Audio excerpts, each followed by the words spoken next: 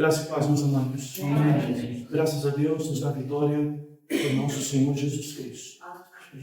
Vamos então à nossa escola bíblica de férias. Hoje vamos trabalhar a aula de número 9 e número 10. Ainda falando um pouquinho sobre história, né? Bem, eu mantive o texto de Romanos para a nossa aula de hoje, queridos. Este é o mesmo da semana passada.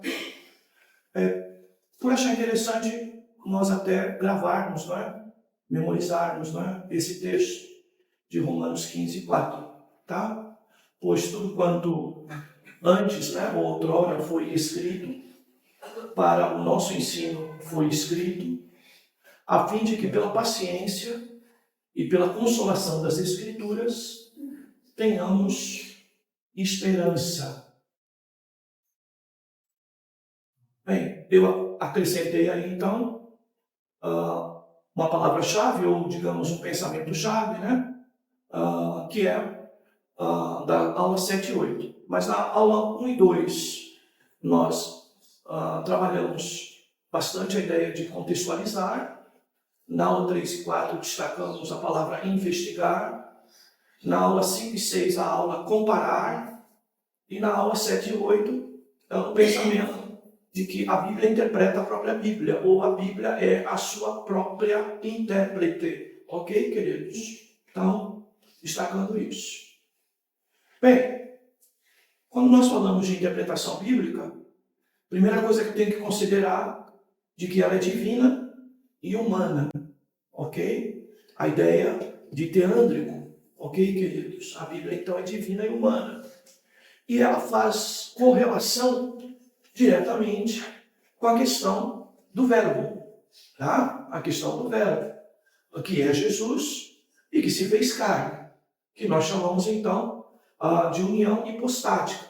Então, se Jesus é a palavra, é o verbo, tá? Então, o próprio Jesus, que é humano e divino, a sua palavra também tem sua representação divina e humana, ok?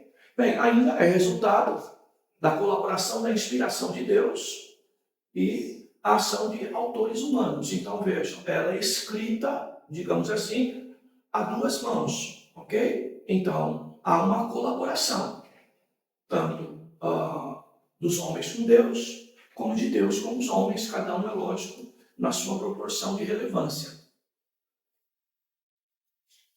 Bem, então hoje nós vamos falar um pouquinho, já entrando na parte histórica, não é? Do período pós-reforma.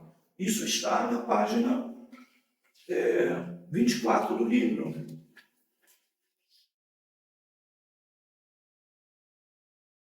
Eu não disponibilizei ainda os slides, irmãos, por alguma dificuldade, tá? Mas assim que for possível, eu disponibilizo. Então, você anota aí no livro, né? Aula 9 e 10 começa aí no confessionalismo, tá? Confessionalismo. E a nossa aula vai, então, até o fim desse capítulo, que é a página 31. Então, aula 9 e 10, da página 24 até a página 31, tá? É bom você anotar, porque isso ajuda na hora de você ter os slides, você acompanhar, não é, os slides, lendo o livro também. Ok. Bem, o que acontece na pós-reforma, quando o assunto é confessionalismo, é aquela ideia evidente de que o velho fermento permanecia, tá?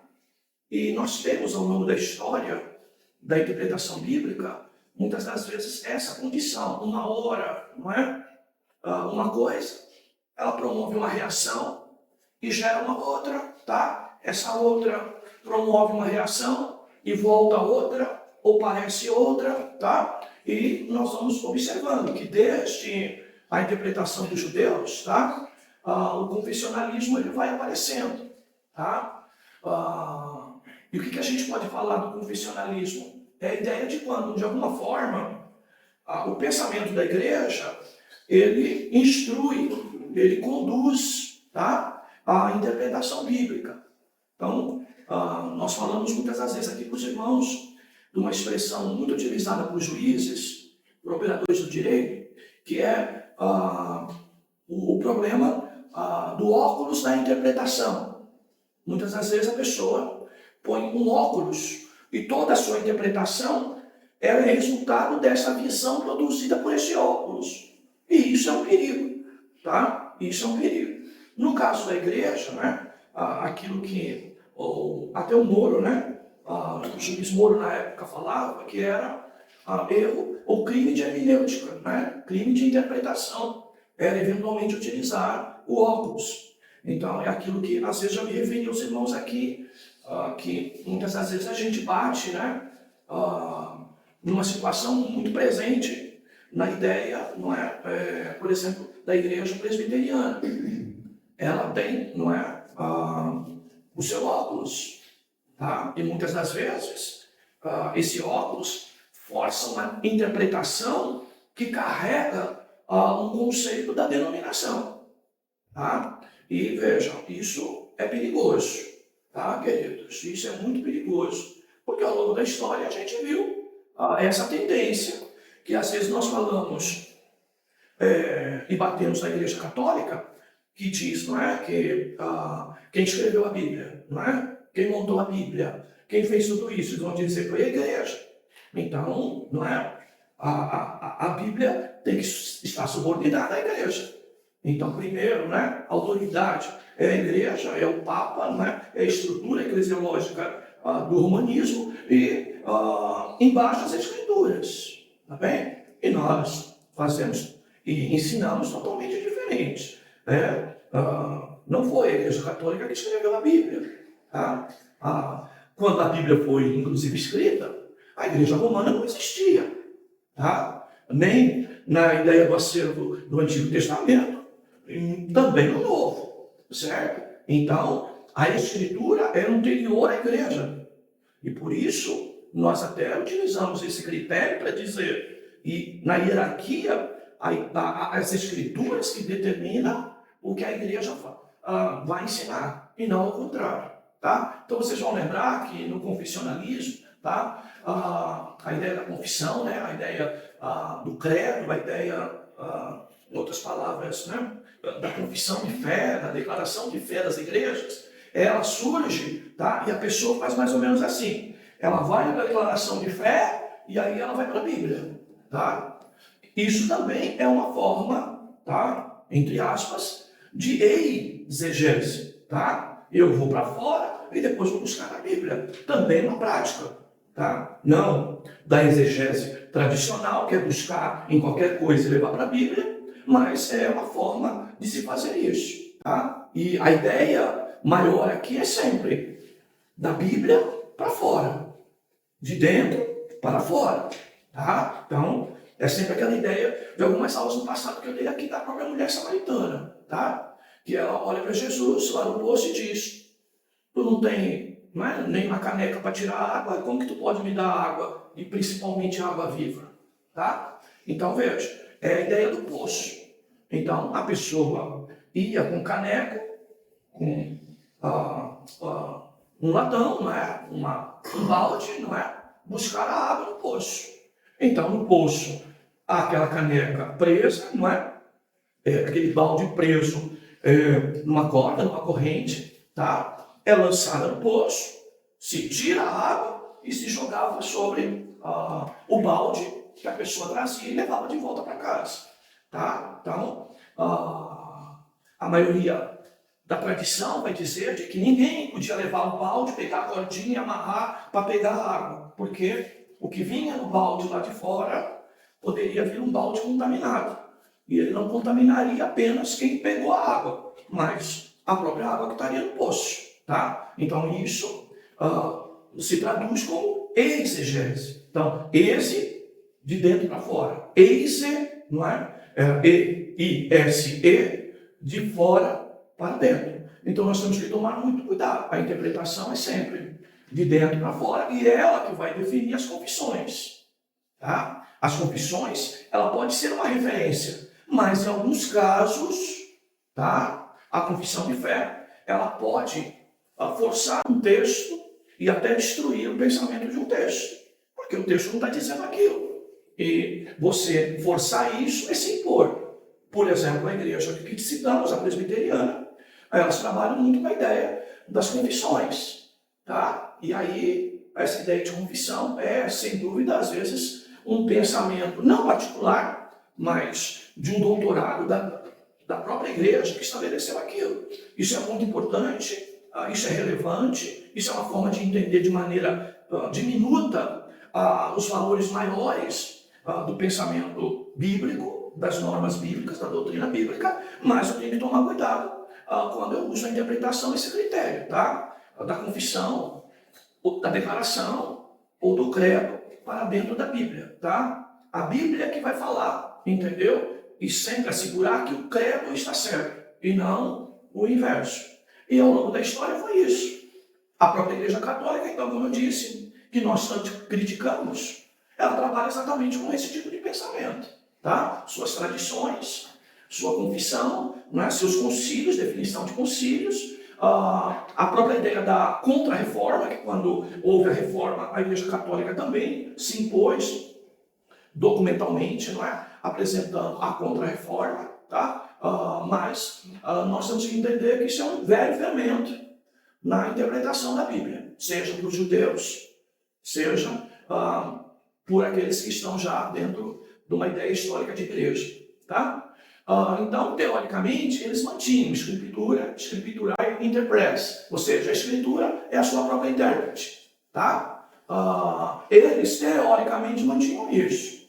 Então, por exemplo, igrejas pentecostais, em especial a maior dela, talvez, podemos dizer, a mais organizada, né? A mais antiga, a maior, que é a Assembleia de Deus. Tá? Eles dizem que, na sua declaração de fé, que a Bíblia é a única regra de fé e prática para a vida cristã.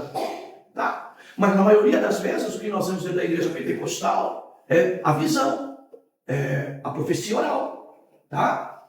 Os sonhos, tá? Estabelecendo critérios, estabelecendo orientação, tá? Trazendo, muitas das vezes, tá? Sem passar pelo crivo, né? Da própria subordinação, tá? Essa ideia, tá? Como uma norma, como um procedimento, como uma referência, como a palavra de Deus, tá? Então, veja, teoricamente, a Bíblia Sagrada é a única verdade da parte de Deus. Regra de fé e de conduta, ou de prática. De fé e de prática.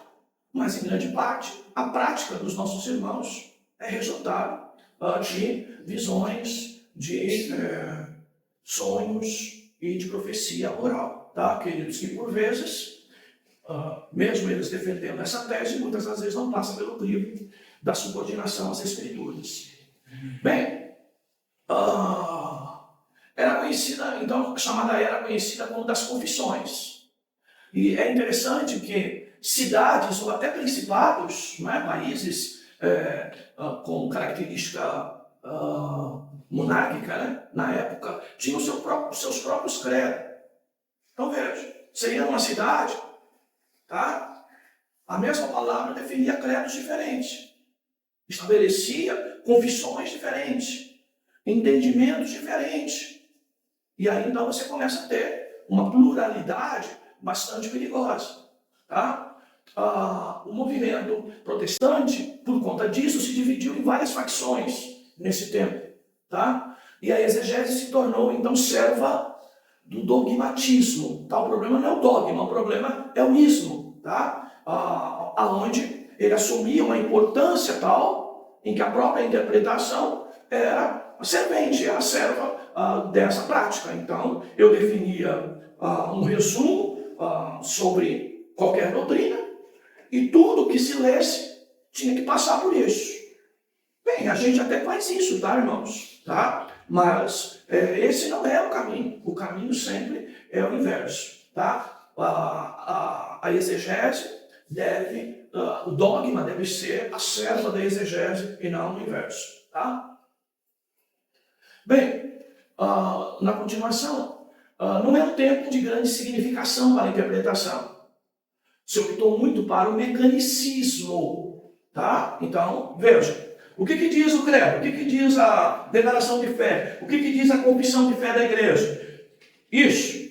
Então, nós vamos partir para ler a Bíblia, sempre entender isso que está lá, tá? E isso, de alguma forma, tornou a coisa mecânica, tá? E aí, então, se parte para o mecanicismo. O que é o mecanicismo? É a repetição, tá? É a impossibilidade de você ir para o texto e encontrar raízes, encontrar sentidos, encontrar coisas até um pouco mais ampla. Então, se ficou uma coisa, digamos assim, muito seca, tá? Muito enxuta. Tá? Era como se memorizasse, não é? A confissão, e ela, então, digamos, era a explicação do texto que eu estava lendo. Tá? Então, isso veio, então, essa ideia, né? Do mecanicismo, tá? De uma coisa um pouco mecânica. Tá? Nós condenamos, e vamos falar ainda mais sobre isso, sobre o exagero, não é? Da liberdade que a interpretação pode nos levar. Não é? Porém, nós temos que tomar cuidado para não gerar a vida do texto. Tá? E às vezes a confissão, ela produzia isso, que era uma coisa muito reta, muito objetiva, e às vezes sem as devidas explicações necessárias. Tá? E aí surge então três escolas desse modelo. Os socinianos, que destacavam a razão e nesse sentido acabaram negando doutrinas como da Trindade, da providência e das duas naturezas de Cristo. Veja, toda vez que uma escola de interpretação nos leva a isso para uma razão excessiva, nós teríamos dificuldades. Por exemplo, hoje, talvez até com mais recursos, a gente consegue fazer isso melhor. Mas como que eu explico de maneira racional uma pessoa chamada Jesus Cristo, que nele tem duas naturezas, a divina e a humana? Tá? Como explicar, então, essa ideia de união hipostática? Tá? Então, veja, nós estamos falando aqui, século XVII, não é? Século XVIII, por aí, esse conceito, no limite desse, né? Mas essa é mais ou menos a ideia. Tá? A própria Trindade, uma explicação que a razão, por vezes, ela produz dificuldades. Tá? E a própria ideia da doutrina da providência. Tá? Como entender de que Deus, de alguma forma, está sobre situações que às vezes nós chamamos de sorte, acaso, até de tragédia ou coisa parecida. E entendemos de que Deus está presente em todas essas coisas, trabalhando isso de alguma maneira para contribuir com a nossa vida com Ele, o nosso ensino a respeito dele e a nossa própria percepção de fé. Tá? Então, aqui nós temos essa exegese dominada pelo sistema dogmático, tá? Como já explicamos. Bem, depois nós temos os concejus, eles rebatem a ideia da coleção de textos prova. Defendem que as escrituras funcionam como um organismo e até advogam o contexto do pensamento prevalecente e do propósito do autor. Tá? Bem, até aqui nós temos uma escola interessante, que tem a ver um pouco até com a gente. Tá? Até aqui, onde lemos. Tá? Por quê? Eles defendem, então, a escritura como um organismo. Tá? Então, veja, assim como a igreja nós chamamos de organismo vivo, aqui as escrituras são vistas como um organismo e podemos dizer vivo, tá? Essa ideia de organismo da Bíblia significa dizer que cada parte funciona para o total e o total funciona para cada parte, ou trabalha para cada parte e cada parte trabalha para o total. Há uma condição de vida nas escrituras, tá? Então, por isso a condenação do mecanicismo, tá? Então, essa ideia eles defendem, e defendem bem. Tá? E eles advogam, defendem, né, o contexto do pensamento prevalecente, ou seja, você está diante de um texto, tá? E nós vamos procurar identificar aquilo que prevalece sobre o texto, ou seja, aquilo que é o maior destaque, aquilo que é o mais relevante, aquilo que é o mais importante. Em outras palavras, até entender qual é a linha de pensamento do próprio texto. Tá? E aí ele leva, inclusive, à medida que eu entendo esse pensamento prevalecente do texto, aquilo que é firme, aquilo que é doutrina definitiva para todo tempo, para todo lugar, aquilo também vai definir a intenção do autor, ou o propósito do autor. Tá? Então, se eu consigo ver a escrita prevalecente, eu consigo entender um pouco qual é a intenção, tá, do autor. Tá bom? Eu não sei se algum dos irmãos aqui tem paciência, né? Eu ouço de vez em quando, já ouvi mais, hoje menos. Depois com essa coisa bipolar aí, a gente até deu um tempo em relação a isso, né? Mas algumas discussões que você vê, por exemplo, né, na rede jurídica lá, não é? É interessante. Por vezes você vai ver argumentações dos operadores de direito, dos advogados, ou mesmo dos juízes, tá? Assim, sustentando determinadas coisas, tá? No que o autor quis dizer, e que necessariamente não era aquela frieza da letra. E aí ele vai buscar uma série de argumentações para dar sustentação a essa sua defesa, a essa sua colocação. Tá? E isso está exatamente nessa ideia aqui. Tá? Bem, segue a ideia de que a Bíblia é profunda e pode apresentar múltiplas interpretações, sentidos, e por fim acabam caminhando, tá, em direção à falsa pluralidade de significados. Tá? E ainda utilizavam a tipologia exagerada. E isso agravou este modelo. Mas apesar disso, dessas falhas, reacendeu a ideia do conceito orgânico, a ideia de uma Bíblia viva, que as partes falam entre si e trabalham para o entendimento do todo. Tá? Bem, vamos voltar ali na questão que eu falei dos extremos. Tá? Veja, quando nós trabalhamos essa ideia da profundidade da Bíblia e a possibilidade de mais de uma interpretação e sentido, nós caímos numa ideia muito perigosa, que é essa, da falsa pluralidade de significados. Tá? Então, aquilo que eu disse para vocês aqui. Dou um texto, você entende uma coisa, eu entendo outra. Tá? Ou os dois estão errados, ou um está errado, mas jamais os dois estarão certos. Esse é um pressuposto, que vai se falar um pouco mais na frente, esse é um critério que é importante nós considerarmos. Tá? Porque é aquela coisa da história, que alguém ouviu, lembra do telefone, né, sem fio. Tá? A ideia de que a mesma história vai sendo passada várias vezes. Quando chega no final, a história não está somente distorcida, mas ela já tem uma outra construção de história, tá, queridos? Então, esse é o perigo, tá? Mas essa escola, pelo menos, ela reacendeu o conceito orgânico. Veja aquilo que eu falei para os irmãos.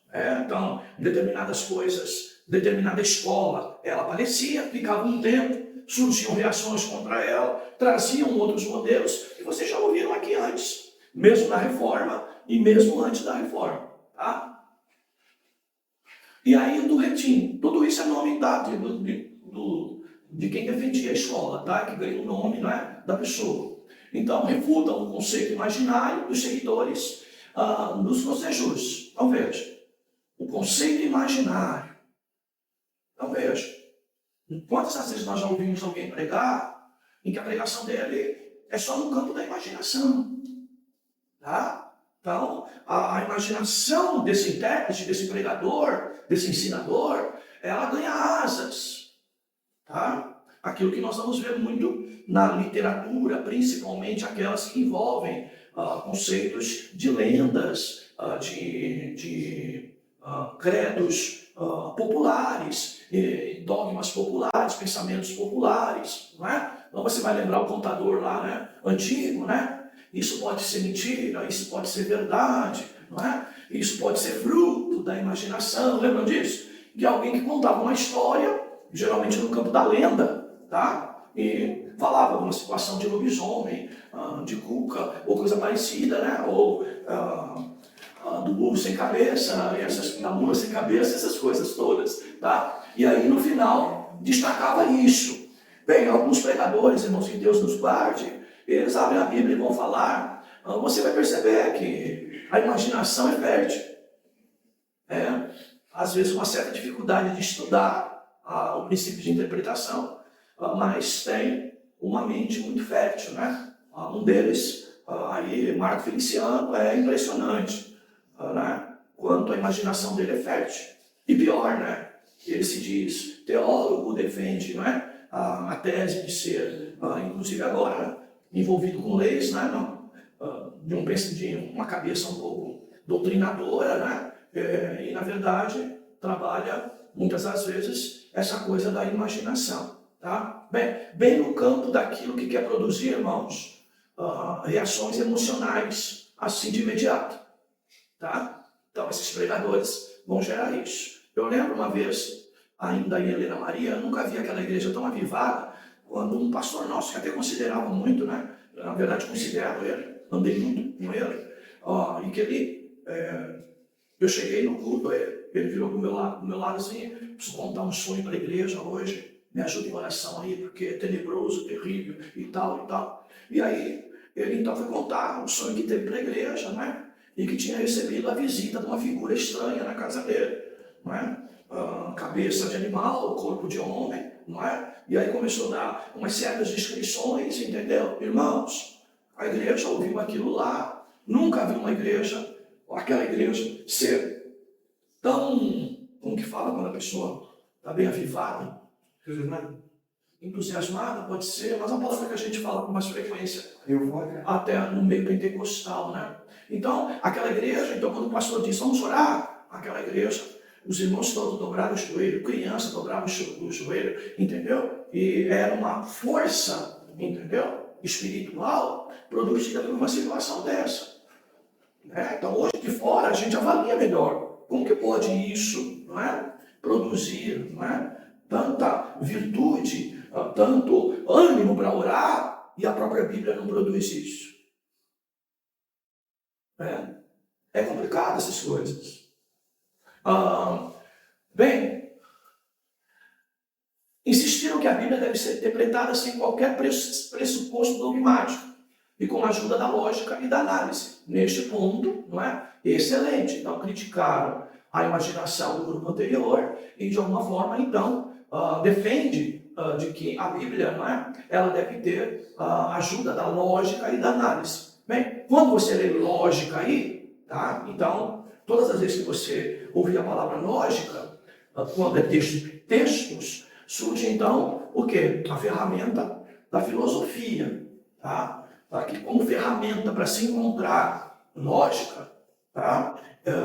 E sentido é muito boa, mas de que abriu ao longo do tempo também possibilidades de criar pensamentos filosóficos, entendeu? Usando a própria escritura, tá? Então, vejam os extremos aonde leva.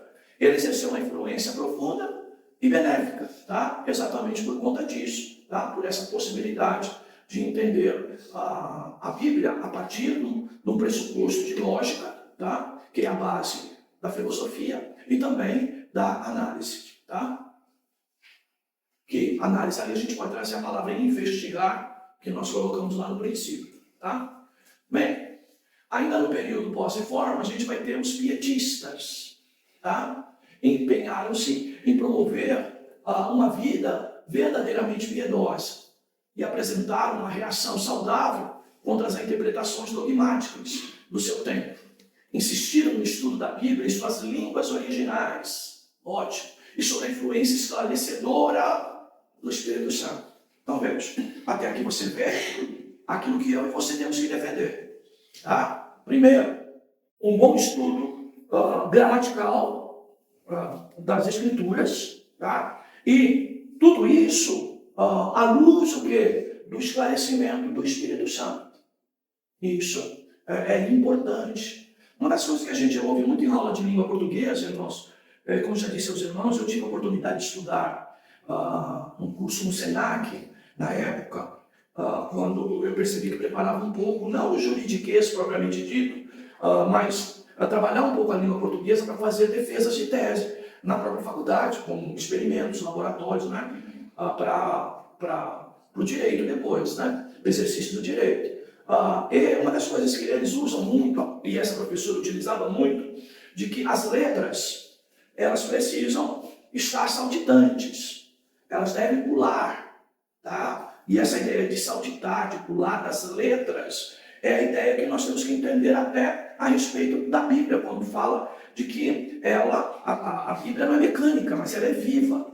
Tá? Aqui que nós temos que entender, por exemplo, o próprio movimento metodista, o metodismo no seu extremo, ele muitas das vezes prega mensagens assim. É muita informação histórica. Desculpe, a crítica não é crítica de teólogo, mas é crítica, digamos, de um pastor de igreja. Tá? Muitas das vezes você ouve Nicodemos, tem muita informação histórica, tem muita informação gramatical, tem muita base linguística até original, mas muitas das vezes a mensagem do pastor carece dessa vida que nós precisamos entender que ela, além da palavra mostrar esta condição, o Espírito Santo que em nós atua deve produzir isso. É aquilo que eu falo para vocês. Mesmo na minha época da Assembleia de Deus, era assim, os irmãos assim, o pastor começa devagarzinho e depois pega fogo. Eu ouvia isso, né? E depois fui analisando e entendendo um pouco isso. Então veja, muitos, já quando iam pregar, já estavam enfogarados. O fogo já estava aceso. Tá? Eu uma vez fui fazer uma turnê lá em Santa Catarina, em pregação lá em algumas igrejas.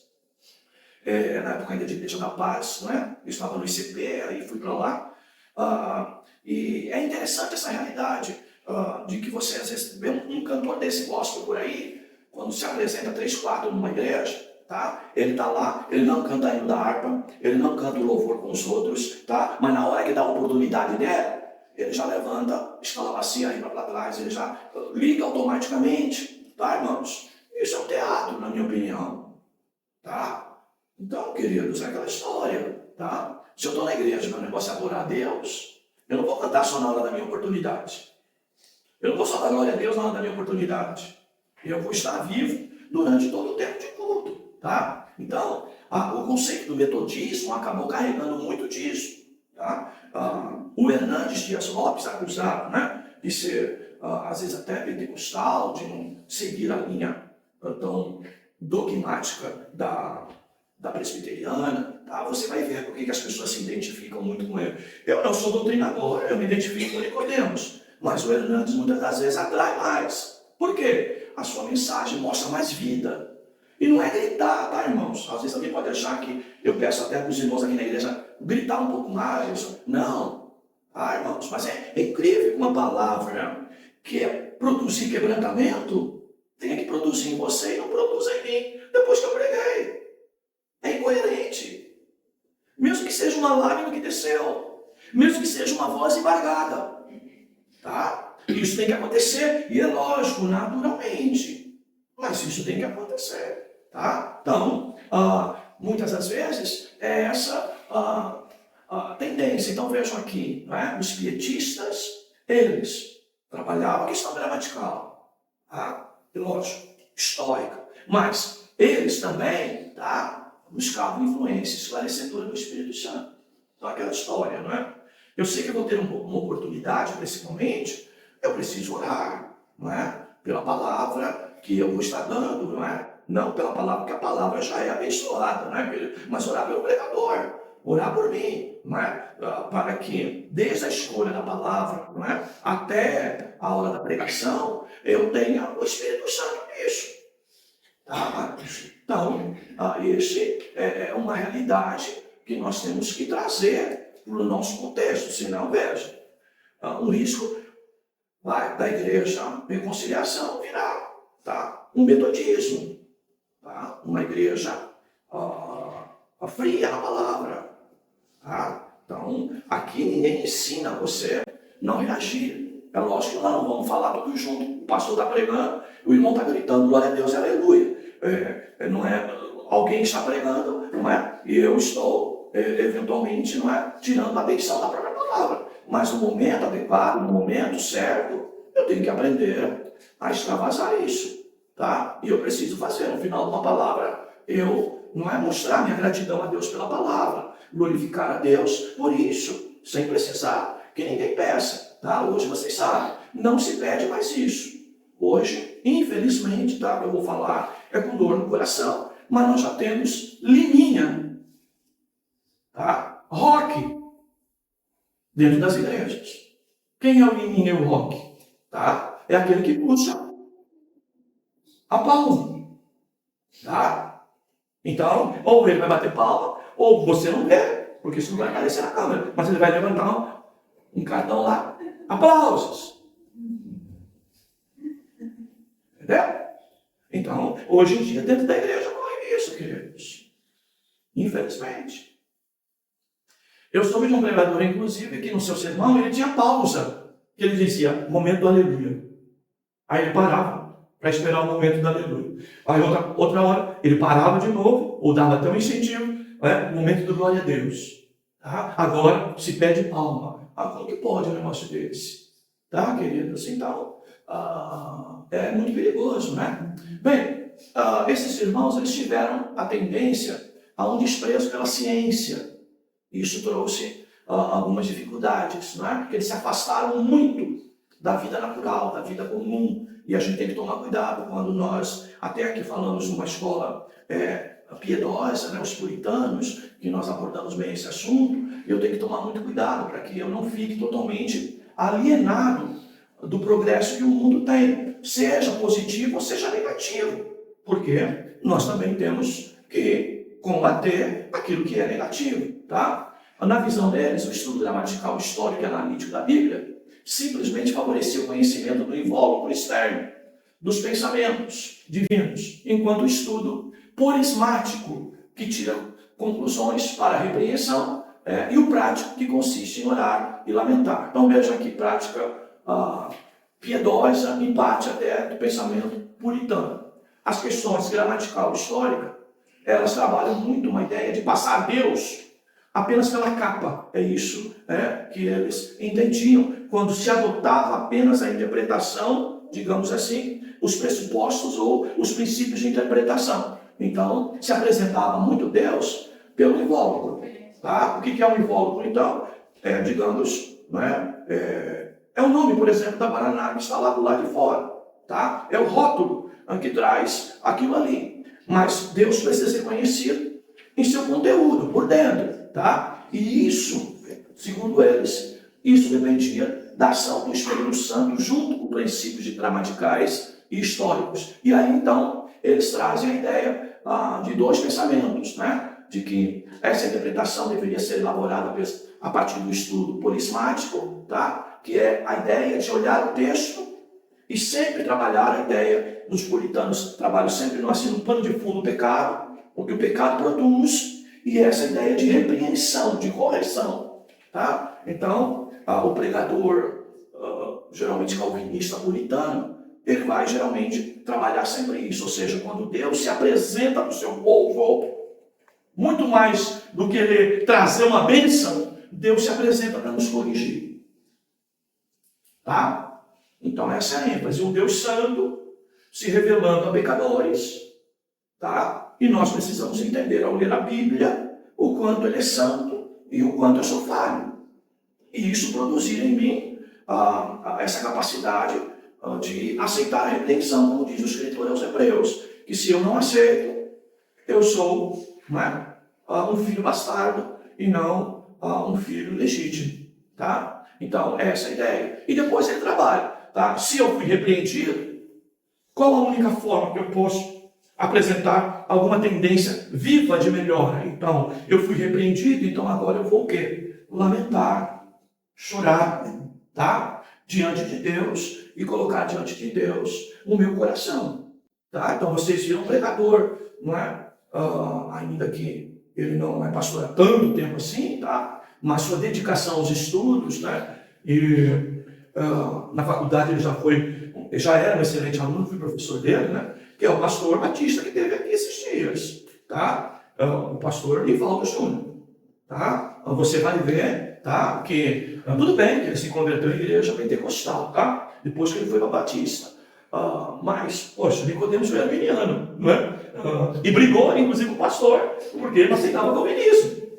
Então a gente tem que ler a história das pessoas, como eu digo, o bom calvinista é aquele que um dia já defendeu arminianismo com toda a energia, com toda a sua força, tá? Porque é esse que realmente vai ter condições de se colocar com mais profundidade diante das coisas, tá, queridos? E até estabelecer críticas à escola calvinista também, porque não é perfeita, tá, querido? Deixar bem claro isso, tá? Para quem às vezes se ofende quando se fala de arminianismo, né? Mas, veja, se esse estudo polismático me levou ao reconhecimento, tá? De que eu preciso de repreensão, de correção, que eu preciso acertar, então ele me leva à prática, à ortopraxia imediata de uma palavra que fala ao meu coração, que é o quê? Orar.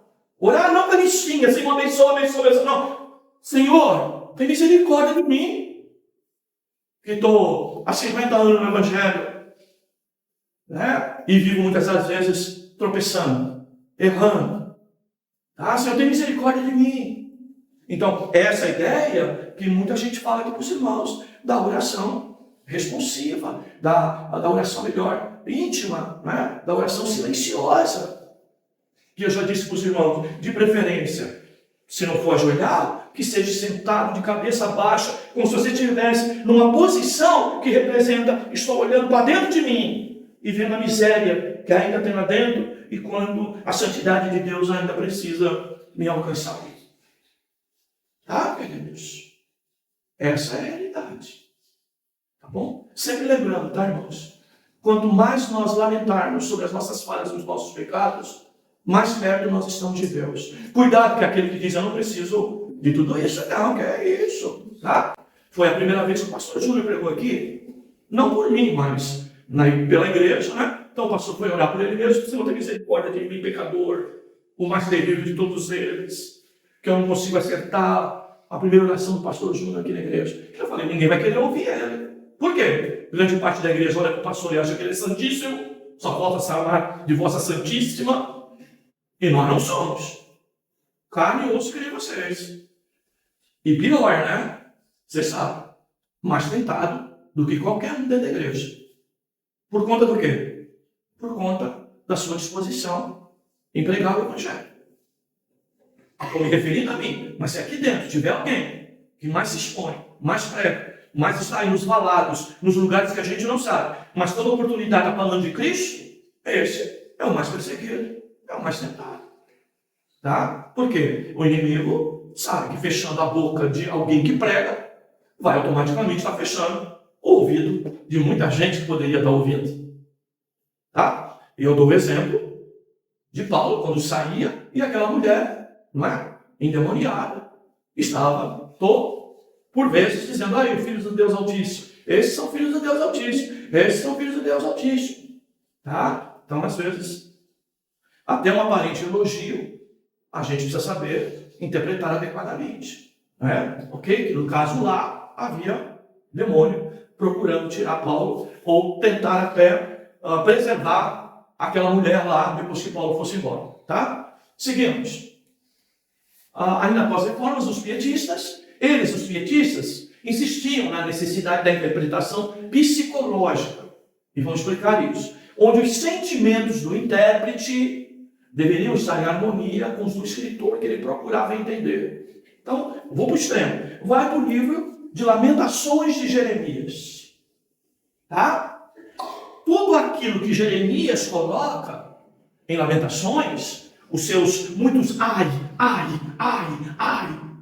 essa interjeição, né, que quer dizer um pouco de extrema dor, essa expressão de extrema dor, tá? Por conta do Estado de Israel, Estado do reino, no caso o reino do sul de Judá, não é? Ele, tá?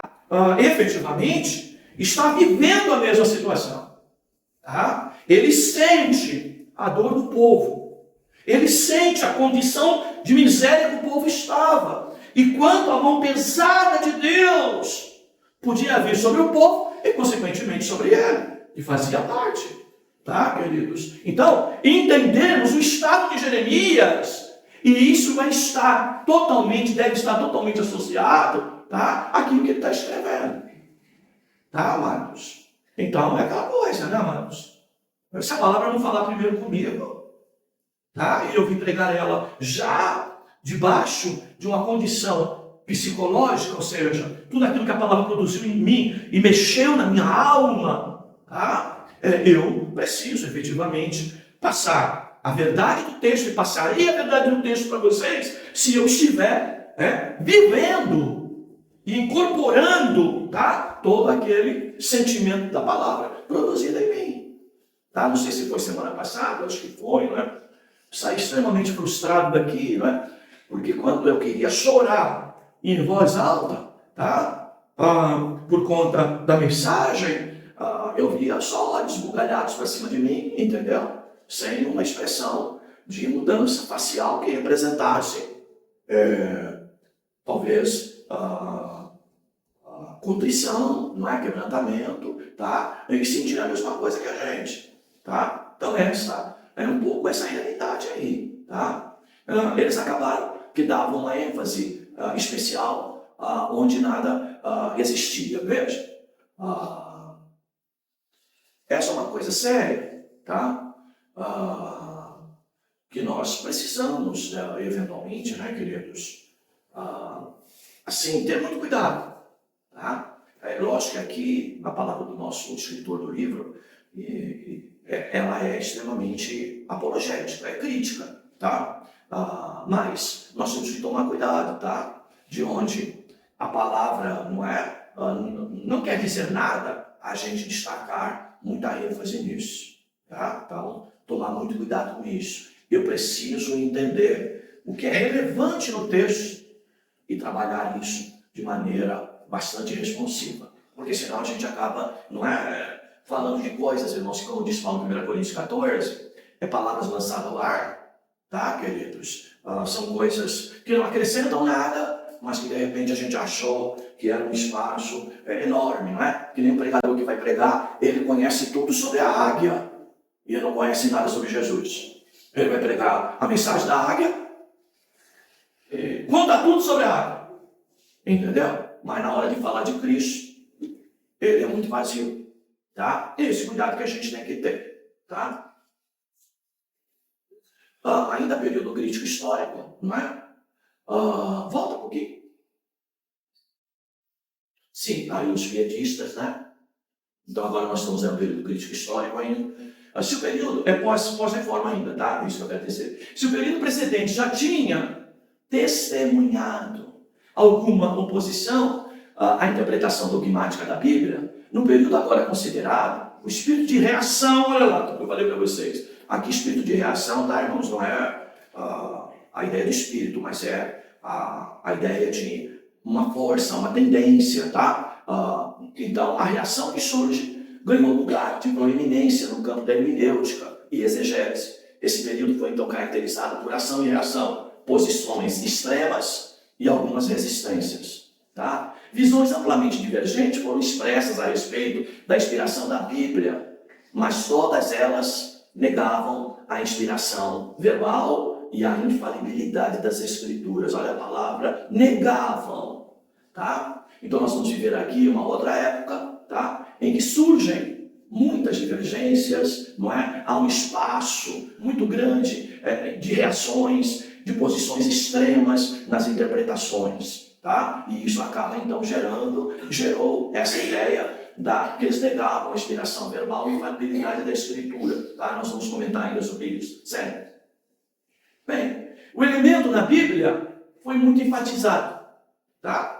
Então, onde você tem, lembra lá, revelação, a Bíblia é divina e humana. Quando eu me atenho demais à história, à interpretação, não é? E acho que isso é o único caminho, e não vou orar, vou pedir direção de Deus, não vou me colocar na posição de Deus, não vou pedir para que Deus fale sobre a igreja que eu vou pregar, ou sobre a minha própria igreja, sobre a necessidade aqui, ou coisa parecida. O que ocorre? Tá? Eu posso cair nesse buraco aí, tá? Que muito enfatizado, o lado humano. Existe inteligência, existe até um intelecto, existe até uma capacidade de produzir compreensão, mas não há toque no coração. Tá, queridos? Lembra os dois discípulos no caminho de Emaús. Tá? Coração aquecido e olhos abertos. Coração aquecido e olhos abertos. Olhos abertos, compreender e entender. Mas coração aquecido é sentir, irmãos. Tá? A gente não pode tirar isso de dentro da igreja. Tá, queridos? Como quando a gente fala com um filho e a gente quer tocar no coração de um filho, de tantas palavras que a gente já deu e não ouviu nenhuma. Mas uma hora você fala, eu quero tocar no teu coração. E o que você faz para tocar no coração desse filho? Tá? Para ele não só te entender, mas ele também mostrar amor, mostrar sentimento, mostrar desejo de mudar, perceber que está arrependido, não é? Mostrar arrependimento e coisas semelhantes. Tá? Bem, então, o elemento humano na Bíblia foi muito enfatizado, muito mais do que havia sido anteriormente, e encontrou reconhecimento geral. E aqueles que também acreditavam no fator divino, refletiram sobre a relação mútua do humano e divino. Tá, queridos? Então, isso na época de Assembleia me assustava. Porque às vezes a gente queria levar uma palavra com conhecimento, e a igreja, os irmãos santos demais, crente demais, já se levantavam. Muito conhecimento, muita informação, mas não pula, não grita, não é? Não liga o risca-fósforo, não liga, não é? O para-brisa santo, então não tem Deus. É muito intelecto, muito cérebro e nada de Deus. É assim que se interpretava. Tá? Mas veja, sem abandonar um, nós temos que buscar o outro. Tá? Mas eu vou falar claro, que quantas das vezes eu ouço palavra aqui na igreja, que no final teve até alguma informação. Tá? Desculpe, mas eu saio vazio com aquela palavra. Tá? A gente precisa estar atento a isso.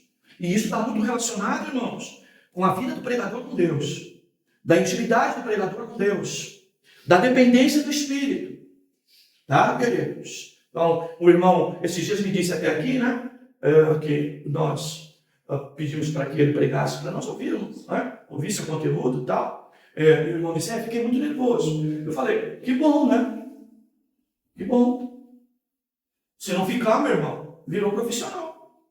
Eu fico nervoso aqui, não é? 23 anos, vai fazer agora em março, na Igreja da Reconciliação. Eu fico nervoso aqui, muitas das vezes, tá? Eu tenho noção de algumas vezes que eu me perco, tá? Talvez os irmãos não percebam, não é? Mas a gente que está pregando sabe. Como diz o irmão Jardel, chega em casa, olha para o texto que preparou, mas como que eu esqueci isso?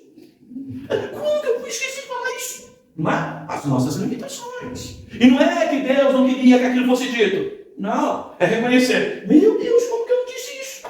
Isso é muito relevante, preponderante. E eu passei por cima disso. E a igreja toda achou a palavra ótima. E foi.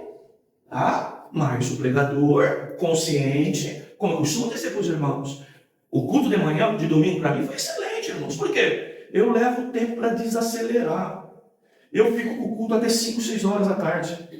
Depois de uma hora aqui, o culto fica batendo. Tá? Eu vejo na minha mente o olharzinho de cada um de vocês, por mais discreto que eu seja aqui. Tá? Para orar depois por vocês. Porque é o pouco contato que eu tenho com vocês, é a palavra. A hora que eu estou falando, vocês estão me ouvindo. Porque vocês sabem, em particular, eu sou difícil. Não é? O bip, para me achar, é complicado. Tá, queridos? Bem, porque às vezes, tá, não desculpa, mas às vezes, em particular, vai dizer muito quem eu sou. Entendeu? E aqui eu estou dizendo que Deus é. Então, e bem pouco sobre eu, né? E aí pode te levar, não é? Infelizmente, a desanimar na fé, né? De olhar para mim, né? Ai, Jesus. Hoje eu brinco com isso, tá, irmãos? No passado, eu tinha que mostrar uma perfeição que eu não tinha. E hoje, se alguém me cobrar sobre isso, ele perdoe, tá? Eu sou amassado por Deus todo dia, tá? Eu vou dizer, tá bem. E posso até dizer o que os nossos irmãos petistas diziam. Eu sou muito pior do que isso que você viu aqui. Entendeu? Você não viu nada. Mas essa é a realidade que nós temos diante de um Deus Santo. Tá, queridos? Bem, e quanto mais nós conhecermos Ele, meu irmão, mais a gente se sente pequeno. Tá? Essa é a ideia. Tá? Bem, tentou-se, então, sistematizar a doutrina da inspiração. Surge, por consequência, ideias com graus em diferentes partes da Bíblia, inspiração parcial, onde se separavam porções ligadas à fé e moral de assuntos históricos e geográficos. Então, veja, aí começou a se mostrar assim, não, história e geografia na Bíblia não precisa ser inspirada por Deus, isso aí é conhecimento humano, qualquer historiador, qualquer pessoa que estuda o assunto conhece. Aí começou a se separar. Nisso eu não preciso de uma inspiração, de uma interpretação mais profunda. Aquilo que tem a ver, não é, com coisas mais importantes, lembram lá dos judeus? A lei, eles eram profundo, detalhista, pegavam o aspecto moral dela, batiam nela, buscavam compreensão, talvez até com mais profundidade, mas as outras áreas, eles consideravam menos relevantes. Não, mas para nós, toda a Escritura é inspirada por Deus. Então não vai ter pontos mais, porções que são mais importantes, para nós não vai ter inspiração parcial, tá? Para nós, coisa de moral é mais importante do que qualquer outra coisa. Não. Moral é importante. Tem a ver com a santidade, tem a ver com a transformação, tem a ver com os atributos comunicáveis de Deus e que vai nos transformando, que vai nos melhorando a padrão da pessoa de Cristo. Mas tem, por exemplo, fé. Tá? Que não está tanto no aspecto moral. Ainda que vocês viram a palavra aqui. Tá? Desses últimos 2 dias, Deus cobrando fé. Tá? Então, queridos, essas coisas nós precisamos, não é? Ter esse tipo de compreensão. Tá? Outra. Aí então, nós vamos ver Schleiermacher e seus seguidores negaram o caráter sobrenatural da inspiração. Identificaram como iluminação espiritual dos cristãos, enquanto Wexheimer e Parker reduziram ao poder que todos os homens possuem, simplesmente em virtude da luz da natureza. Então, aquela história. Surgiu aqui, então, esses 2 grupos que entendiam. Quem é cristão verdadeiro, salvo em Cristo, ao ler a Bíblia, ele consegue ter uma interpretação dela diferente de qualquer outra pessoa que não conhece Cristo. Então, aquilo que eu falei, vida com Deus. Tá, irmãos? Segundo lugar, tá? Não, a Bíblia é uma literatura como qualquer uma outra. Tá? E se eu conheço um pouco da vida, se eu conheço sobre as coisas naturais da vida, bem, eu vou ler a Bíblia e vou ser um excelente intérprete. Tá? Então, veja, uns até garantiam essa coisa da divina, para aqueles cuja revelação já tínhamos alcançado para a salvação. Outros consideravam que qualquer um com mínimo de conhecimento gramatical, com mínimo de conhecimento sobre a vida, sobre o mundo, não é? Sobre filosofia de vida, era capaz de interpretar a Bíblia. Bem, dá uma pausa aqui, só para explicar, contar algo para os irmãos. Eu já tive professor assim, tá? Professor de que não era pastor, tá? Ele era um bom filósofo, nem cristão, ele só era nominal, inclusive cristão, digamos, romanista, tá? Católico no caso, né? E ele, entendeu? Falava das Escrituras, ensinava as Escrituras, mas era pura letra. Tá? E aí a gente tem que entender com um pouco mais de profundidade, tá? Quando aquela ideia, né? De que a letra mata. Tá? E a letra bíblica, sem o Espírito Santo, irmãos, ela se torna um livro vazio. Tá? O Espírito Santo precisa atuar. Então, na vida do pregador, vai atuar assim. Na vida de alguém que nunca ouviu o Evangelho, mas que Deus se revela a ele, o Espírito Santo vai abrir os olhos dele e vai levar ele a ter profundidade. Vocês lembram aqui de um caso de missionário que eu contei para vocês na África, que sai do Lu? Não é? Bem, queridos, é o caso. Ele leu o Evangelho de João, que foi arremessado naquele lugar, que ele estava isolado da comunidade, não é? Por causa da sua doença contagiosa. E ele foi lendo ali a palavra, e a palavra abriu seu coração. Mesmo nesse caso, eu tenho que entender, tá, irmãos? O Espírito Santo estava ali. É ele que convence. Vejam, que a palavra não diz que é a palavra que convence, mas é o Espírito Santo que convence o homem do pecado, da justiça e do juízo. A palavra fala sobre isso, mas quem vai convencer é o Espírito Santo. Tá? Então, aquilo que temos falado aqui, não é? Espírito Santo na voz de quem fala, Espírito Santo no ouvido de quem ouve. Tá, queridos? Hoje, já foi? Hoje, essa questão se compreende como algo dinâmico, porque, de certa forma, defende a questão sobrenatural sobre os escritores e, por consequência, como resultado ou produto da revelação. Tá, queridos? Então, nós vemos então essa questão dinâmica. Aonde foi Deus? Aonde foi só a palavra? Aonde foi só conhecimento gramatical? Aonde foi só conhecimento histórico? E aonde foi Deus? Isso é muito dinâmico isso se confunde, tá? Isso se mistura e o que se apresenta é a revelação, o resultado disso, tá? Então, eu tenho que entender isso, tá bom, queridos? Bem, esse período ainda produziu uma certa liberdade em relação ao dogmatismo e os padrões confessionais da igreja. Surge então a ideia de que a Bíblia deveria ser interpretada como qualquer outro livro, como eu disse aos irmãos. O elemento especial divino da Bíblia foi desacreditado de forma geral e o intérprete usualmente se limitava a discussões históricas e críticas quando essa tendência aconteceu. Tá? O fruto permanente desse período foi a percepção clara da necessidade de interpretação gramático-histórica da Bíblia. Porém, ela carece de suplemento para produzir a Bíblia como revelação divina. E aí é a ação sobrenatural de Deus através do Espírito Santo, que atua sobre todos nós. Não só crentes, mas também não crentes, ao ouvir a palavra. Se o Espírito Santo não convencer, não é a palavra sozinha que vai fazer isso. Tá? Certo. Bem, ainda a escola gramatical e seus 4 princípios são escolas que aparecem nesse tempo. Aparece então o sentido múltiplo da Bíblia, que deve ser rejeitado e mantido só o sentido literal. As interpretações alegóricas e tipológicas devem ser desaprovadas, exceto se o autor indicar que pretende associar outro sentido ao literal. Desde que a Bíblia tenha sentido gramatical em comum com outros livros, esse deveria ser apurado de modo semelhante em ambos os casos. E o sentido literal não deve ser determinado por um suposto sentido dogmático. Bem, essa escola, ela surge aí, tá? Dentro desses 4 princípios, tem coisas, não é, que são questionáveis, mas ela se impõe dessa maneira nessa época. Vai. Então agora vamos à escola histórica, e efetivamente, em grande parte se tornou pai do racionalismo e acabou reduzindo a interpretação a um certo condicionamento ao tempo e lugar e incapaz de produzir valor normativo para todos os homens e em todos os tempos. Tá? Então aqui, veja, é o que eu disse para vocês, quando você ouve Nicodemos, um excelente intérprete, tá?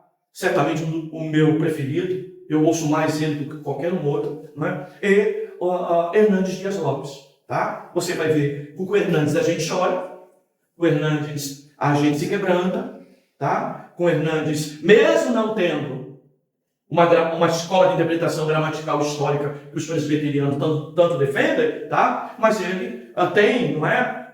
Uma presença do sobrenatural na palavra, tá? Na força que ela produz, reações, não só nele, mas principalmente nos ouvintes, muito maior do que o do Nicodemos. Tá?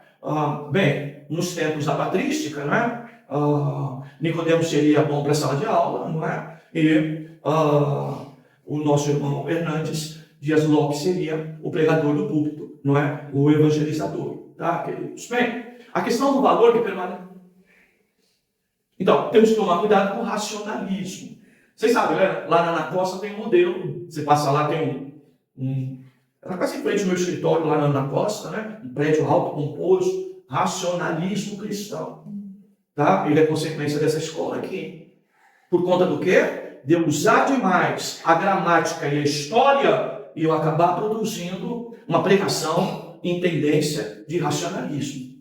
Tá? Bem, queridos, e ela muitas das vezes ela é capaz de produzir valor universal. Ela muitas das vezes, como a gente está falando de questões históricas e gramática, a gente traz aquela informação lá e ela fica apenas nesse campo. E muitos dela, sem uma devida aplicação, acabam não servindo para nada para nós. Aquilo que eu falo com os irmãos. Ouviu uma pregação, não teve lição de casa para fazer? Ou o pregador foi mal, ou você não prestou atenção na aula. Tem que ter lição de casa para fazer. Tá? E a questão do valor que permanece está associada apenas ao aperfeiçoamento do caráter moral do homem.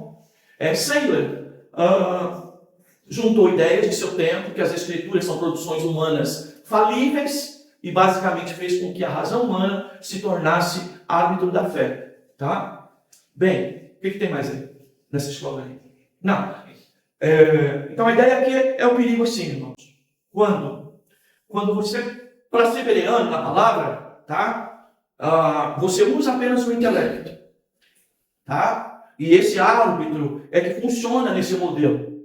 Tá? Quando a nossa também análise tem que ser movida pelo Espírito Santo que atuou na nossa vida. Tá? Então, é importante nós reconhecermos isso. Tá? A razão humana não pode ser apenas árbitro da fé. Tá? Porque senão nós abandonamos o aspecto divino da palavra e a sua reação transformadora nesse sentido e acabamos apenas analisando a questão no campo de escola, no campo do conhecimento. Tá? Tendências desse tempo. Ala racionalista, de posição muito naturalista. Não é? Ou seja, as coisas naturais. 2. Reação dupla ao racionalismo. Surgiu então a ideia do essencial e o não essencial. Então o essencial para eles era a questão de caráter moral e de fé. Tá? O resto não era essencial. Então aquela coisa que a gente olha para a Bíblia e diz que isso não é tão importante assim. Tá? Então é mais ou menos assim. No direito a gente fala mais ou menos assim. Você recebeu uma fiscalização na tua empresa, tá? E você no final diz, não, paguei todos os impostos que eu devia. Assim, certinho para o fisco. E aí o fiscal te manda um bocado de multa, por quê? Você fez a escrituração do livro errado, tá? Você rasurou alguma escrituração, você rasurou algumas notas fiscais lá, que dava a possibilidade de ser interpretado como alguma fraude ou coisa parecida, mas na apuração do imposto, que é o principal, estava ok. Mas a escrituração fiscal, você diz que isso não era tão relevante. Isso não é verdade. Já vi empresa ser fechada porque não apresentou escrituração fiscal, apesar de estar com guia de recolhimento de impostos e que não eram baixos, eram grandes. Tá? Então, a gente precisa entender que a Bíblia não existe isso. Tá? É o caso aqui do texto das pequenas raposinhas, das pequenas coisas.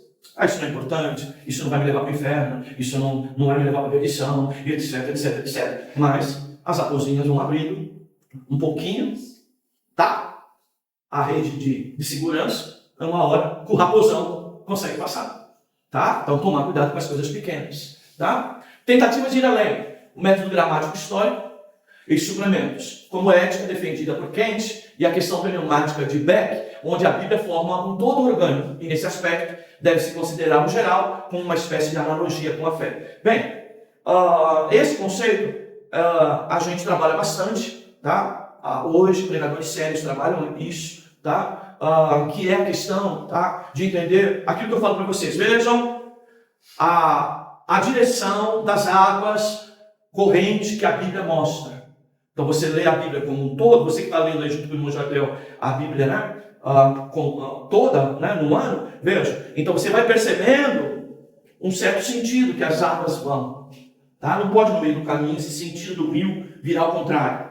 Tá? Então essa é a ideia do orgânico. O corpo de Cristo, a igreja, é orgânico. Então veja, nós somos uma igreja organizacional, fisicamente, espiritualmente somos orgânicos.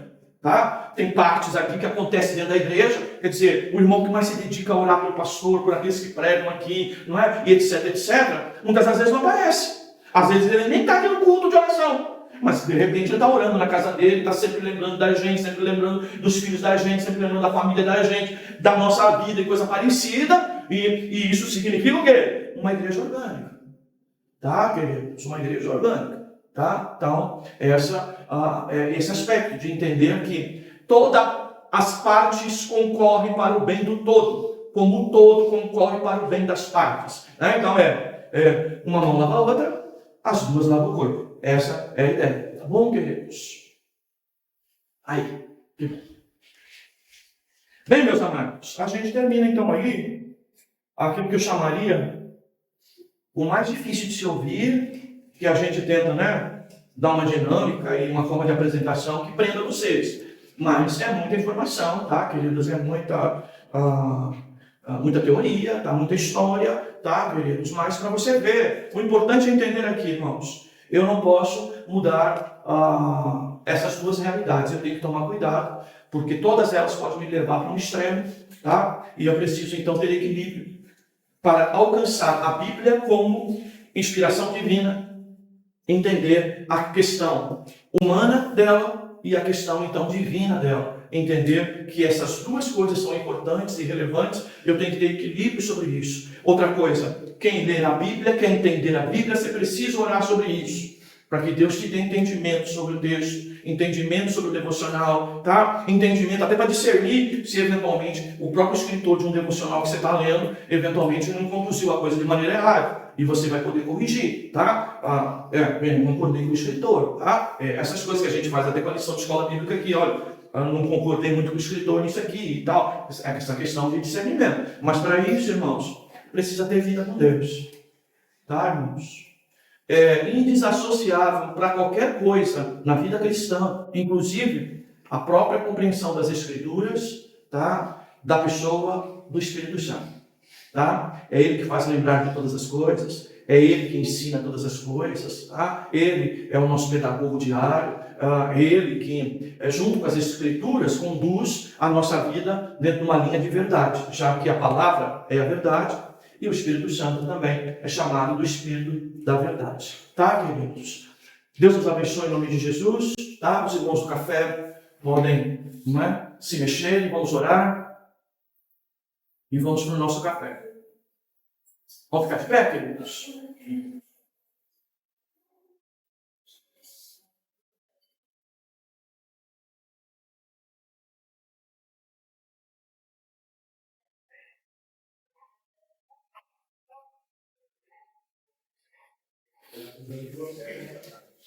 Vamos orar, queridos?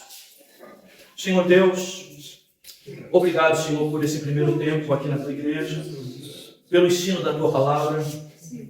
E nós queremos te pedir nesta hora, nos ajuda a compreender, a interpretar melhor as Escrituras. Queremos ler a tua palavra, mesmo no nosso particular, e queremos que tu fale conosco. Queremos ouvir tua voz. Nos dá, Senhor, essa sensibilidade. Nos dá, Senhor, pelo teu Espírito, essa capacitação, essa iluminação. Faz isso, Senhor, em favor de cada um dos teus servos, principalmente nesses dias que tua palavra tem sido tão, ó Senhor, adulterada, que nós possamos ter a graça de compreendê-la assim como ela é. Abençoa o teu povo, Senhor. Abençoa cada vida aqui presente. Abençoa os que estão a caminho para a segunda reunião. Oramos, Senhor, pedindo a tua bênção sobre esta mesa, por aqueles que ajudaram e que estão ajudando a prepará-la. Ó Senhor, que faça bem para todos nós. É a nossa oração, em nome de Jesus. Amém. Amém. Graças a Deus.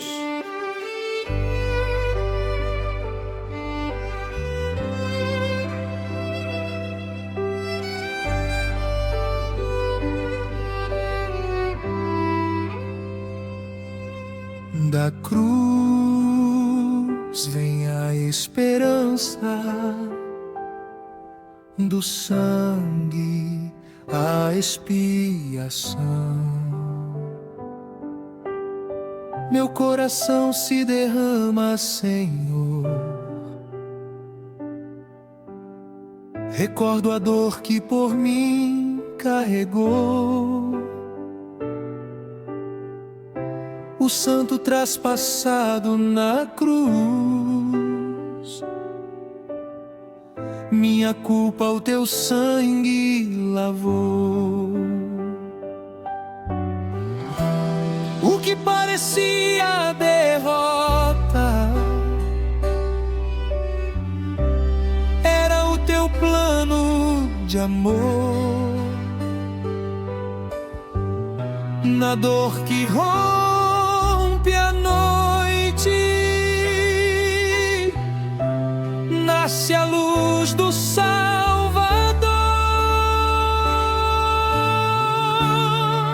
Na cruz vejo graça, no túmulo vazio vitória. Jesus é quem salva, a Ele toda a glória.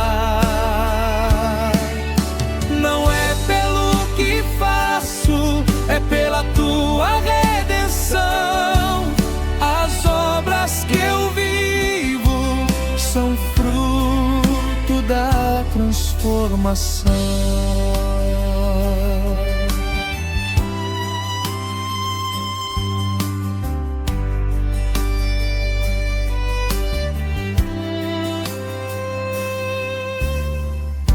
Ó portas eternas, erguei-vos agora, entra o Rei da Glória, Senhor.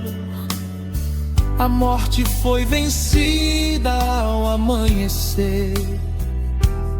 Ele vive, Ele reina em poder. Da cruz ao trono eterno ressurge o Filho de Deus, o Rei que foi ferido, hoje reina entre os céus. Da cruz vem a vida, da graça o perdão. Caminho contigo, habita em meu coração.